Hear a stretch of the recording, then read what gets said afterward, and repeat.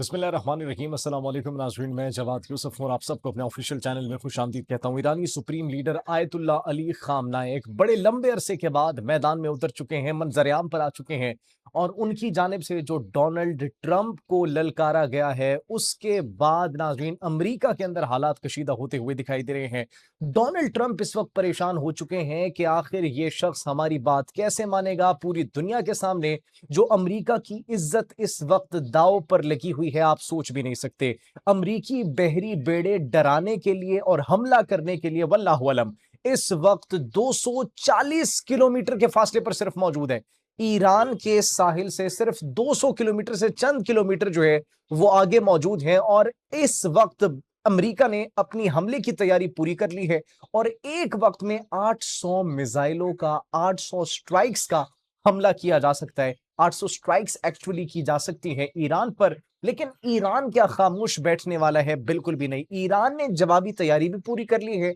Iran ने जो जो रिस्पॉन्सेज तैयार किए हैं वो भी आपको बताएंगे। ईरान ने कौन कौन सी नेवल एक्सरसाइजेज स्टार्ट की हैं वो भी आपको बताएंगे। ईरान ने अबनाए हरमज पर, स्ट्रेट ऑफ हरमज पर कंट्रोल हासिल करने की और वहां पर तमाम तर जंगी बहरी बेड़े, तेल बरदार जहाज सबको काबू करने की मशकें दूसरे दिन मुकम्मल कर ली हैं और सिर्फ चंद मिनटों के अंदर जब पहला हमला किया जाएगा अमेरिका की जानिब से, तो ईरान का जो रिस्पांस होगा, ईरानी पासदाराने इनकलाब ने अपनी तैयारी पूरी करके स्टेटमेंट्स दे दी है। ईरानी सुप्रीम लीडर ने क्या स्टेटमेंट्स दी है, क्या रिस्पॉन्सेज दिए हैं, क्या जवाब दिए हैं अमेरिकी सदर डोनाल्ड ट्रंप की धमकियों के, वो भी आपके साथ शेयर करेंगे। मानीपुर ने खुद को आजाद डिक्लेयर कर दिया है, भारत के टुकड़े हो चुके हैं। भारतीय फोर्सेस के साथ वहां पर क्या हाल किया है, किन किन इलाकों में इस वक्त सूरत हाल कशीद है, भारत के टुकड़े क्यों हुए हैं, भारतीय फोर्सेस के साथ क्या हाल किया गया है, भारतीय आर्मी इस वक्त किस सूरत हाल में, किस सिचुएशन में इस वक्त है मानीपुर के अंदर, ये तमाम तर सूरत हाल आपके साथ डिस्कस करेंगे। भारत के अंदर भारतीय हुकूमत का और मोदी सरकार का मजाक बन चुका है। द रीजन बिहाइंड दैट, एक इंटरनेशनल एआई समिट होता है और उस इंटरनेशनल एआई समिट के अंदर भारत की जानिब से जो रिप्रेजेंटेशन होती है, जो एग्जीक्यूशन होती है, वो आप सुनेंगे कि किन किन चीजों को उस एआई समिट के अंदर प्रेजेंट किया गया, कैसे ड्रोन्स थे। आप खुद अपनी हंसी के ऊपर जो है वो कंट्रोल नहीं रख पाएंगे जब हम आपको बताएंगे कि भारत के अंदर इंटरनेशनल एआई समिट के अंदर किन चीजों की नुमाइश की गई और वहां पर जो सिचुएशन थी, सूरत हाल थी और जिस तरीके से सलूक किया गया गैर मुल्की टेक जाइंट्स के साथ, वहां पर एक्सपर्ट्स के साथ, वो भी आपके साथ शेयर करेंगे। लेकिन साथ ही साथ सेवन सिस्टर स्टेट्स के हवाले से एक बहुत बड़ी डेवलपमेंट है।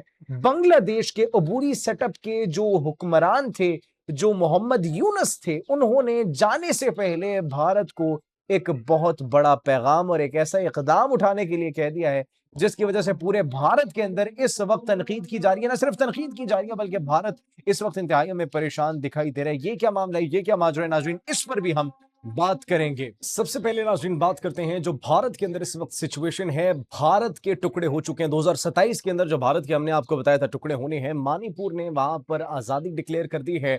भारतीय फोर्सेस के साथ जो वहां पर सलूक किया गया है, दर्जनों की तादाद में भारतीय फोर्सेस को हलाक कर दिया गया है। कुकी फाइटर्स ने इस वक्त मुख्तलिफ मकामात पर कंट्रोल हासिल कर लिया है और इंटरेस्टिंग बात यह है कि वहां पर जितनी भी लोकल आबादी है, मकामी आबादी है, वो भी उन कुकी फाइटर्स के साथ, मज़ाहिमती तंजीमों के साथ है। उन्होंने अपना कॉन्स्टिट्यूशन अलहदा बनाने का, भारत से मुकम्मल तौर पर कट ऑफ करने का ऐलान कर दिया है।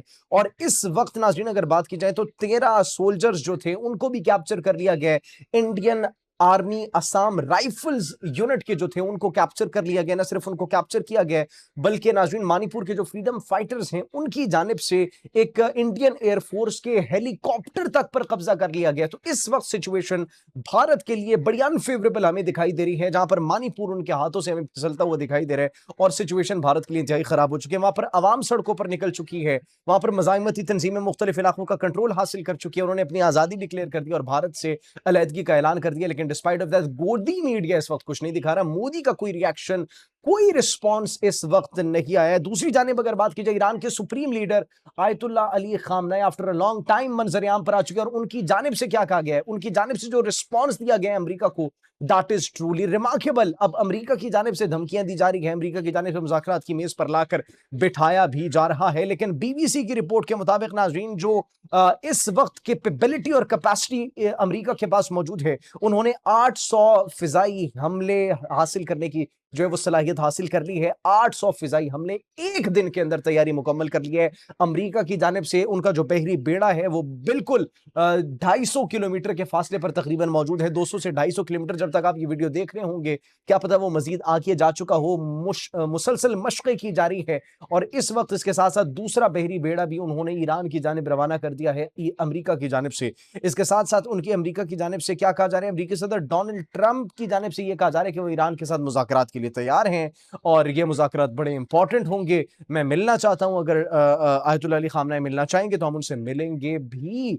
एक जानिब मिलने मिलाने की बात हो रही है, एक जानिब मुज़ाकरात की बात हो रही है और दूसरी जानिब बहरी बेड़े वहां पर पहुंचा दिए गए। 800 हमले करने की तैयारी, कैपेसिटी उन्होंने हासिल कर ली है एक दिन के अंदर। और उसके बाद ईरान की जानिब से जो रिस्पॉन्स आया है, ईरान ने भी कहा है कि आर होगा या पार होगा, इस मर्तबा या अमेरिका होगा या ईरान होगा। तो ईरान की जानिब से भी तैयारी मुकम्मल कर ली गई है। ईरानी पासदारान इनकलाब मुकम्मल तौर पर तैयार है और उनके बहरिया के कमांडर की जानिब से यह कहा गया है कि अगर आबनाए हरमज का मामला पेश आया तो हम इसको बंद कर देंगे, चंद मिनटों के अंदर इसको मुकम्मल तौर पर बंद कर दिया जाएगा।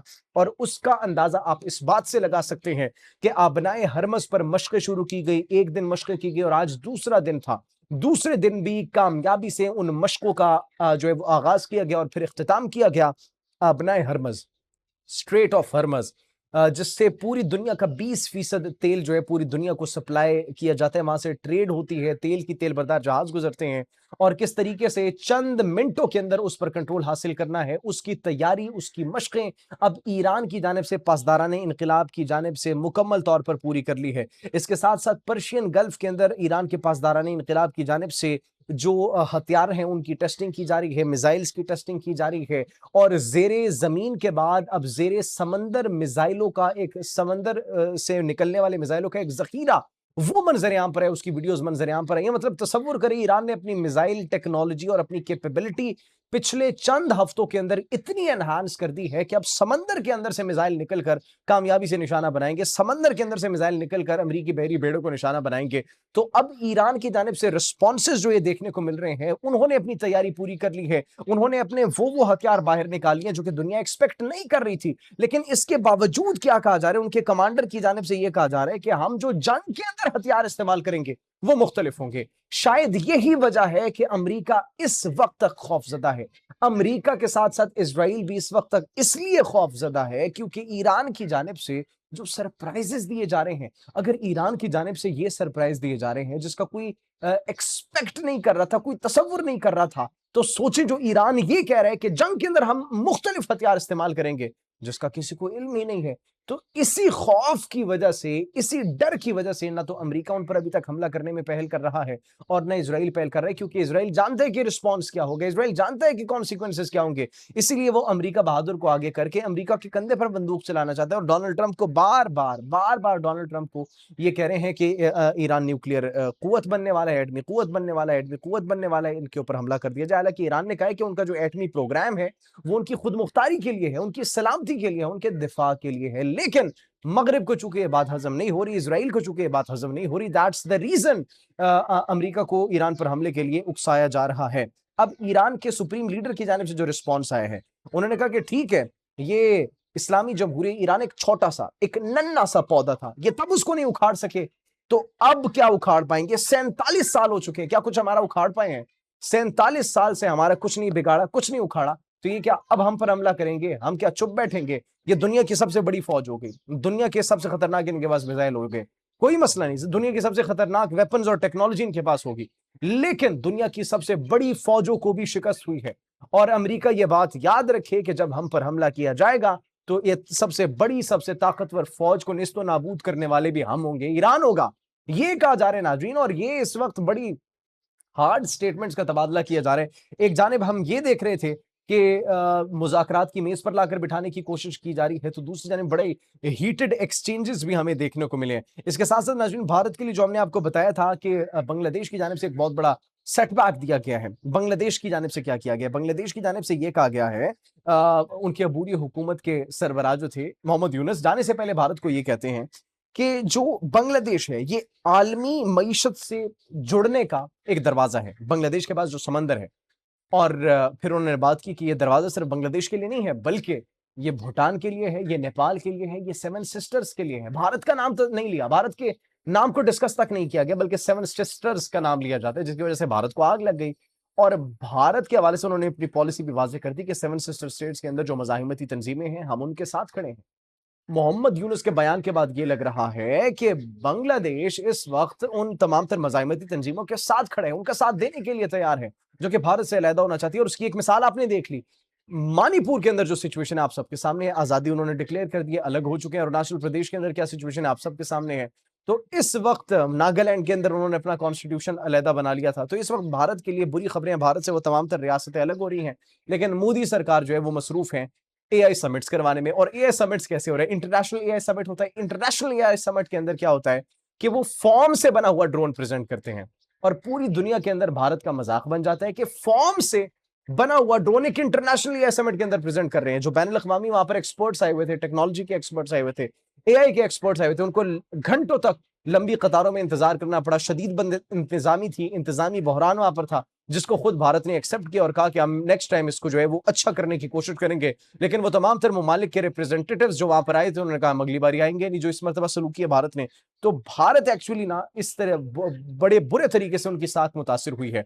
इसराइल को एक और नाज़रीन जो इस वक्त परेशानी है, वो परेशानी क्या है? वो परेशानी ये है कि उनको एक मुस्लिम सुन्नी ब्लॉक बनता हुआ दिखाई दे रहा है। हमने आपको अपने पिछले वीडियो में भी बताया था कि ये इसराइल के लिए एक बहुत बड़ी टेंशन है। उन्होंने कहा कि तुर्किया जो इस वक्त कतर के साथ मुआहिदा कर रहा है, तुर्किया जो कतर के साथ बातचीत कर रहा है, और इसके साथ साथ जो पाकिस्तान इसमें लाजमी शामिल होगा, ये एक सुन्नी ब्लॉक बना रहे हैं, और एक नया ब्लॉक जो कि इसराइल के लिए काफी खतरे की घंटी होगा। तो इसराइल को उस चीज में काफी खतरा इस वक्त दिखाई दे रहा है। और जो ईरान है वो भी मुकम्मल तौर पर तैयार है। ईरान से भी उनको खतरा है, पाकिस्तान से भी खतरा है, तुर्किया से भी खतरा है। तो ऐन मुमकिन है कि ये सारे ममालिक मिलकर इसराइल को कोई बड़ा सरप्राइज दें, कोई तगड़ा सरप्राइज दें। आप इस बारे में क्या सोचते हैं? कमेंट सेक्शन में अपनी कीमती राय से जरूर आगाह कीजिएगा। अपना बहुत ख्याल रखिए। मुझे इजाजत दीजिए। अल्लाह निगहबान।